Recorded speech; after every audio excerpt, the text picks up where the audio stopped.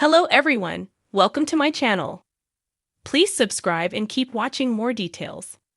Emmerdale's Natalie J. Robb explains real-life fight that left her with black eye. Moira Dingle has thrown several punches throughout her years in Emmerdale.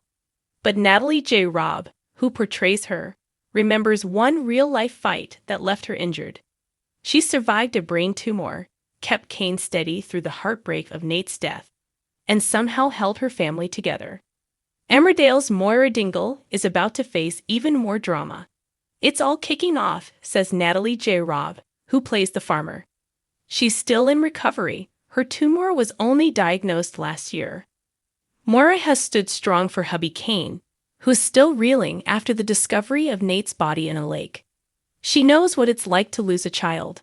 So she knows the pain he's feeling, Natalie says, referring to the death of Moira's daughter Holly. But there's just so many different emotions going on. Guilt is one of them. Before Nate's death, he was beaten by Kane, fueled by a rumor that Moira tried to kiss him. Believing Nate and Moira's old affair had sparked again, Kane lashed out. That fight they had, Natalie says, Moira believes she caused it. Moira is well known for her intensity and her strong temper, and fans often tell Natalie they wish they had Moira's fire. In some ways, Natalie gets it. Raised just outside Glasgow, she was a tomboy in a farming community. There were more boys than there were girls. I didn't get on with girls, she admits. I was into playing football. But life was tough early on. Natalie was picked on by other girls, and sometimes it was brutal.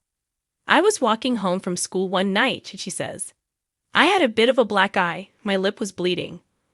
My mom said, "Come with me." She dragged me to one of the girls' house and said, "You're going to fight her 1-to-1. The fight was stopped before it escalated, but the lesson stuck. I was terribly shy and quite sensitive, she says. But I've definitely changed. Maybe Moira has helped. Now the Dinglebarton clan is about to be dealt another blow. Joe Tate's gunning for Moira's land, hoping to hand it over to Kim Tate, his step-grandmother. Moira can be a bit crazy, fierce and protective, says Natalie. But she's a fair woman when it comes to farming and her business. What they're trying to do to her is awful. It's really bad. Her hands are tied. Butler's farm is already struggling, but losing it would leave Moira and Kane homeless. The outcome is going to be much worse, Natalie says. Ultimately, she thinks they're going to have to sell. But Joe tells her fibs about her being a tenant farmer. She's going to try to do everything to save it. But working with Joe, he gets right under Moira's skin. As pressure mounts, Kane also locks horns with his brother Sam, who works for Kim and is friends with her through wife Lydia.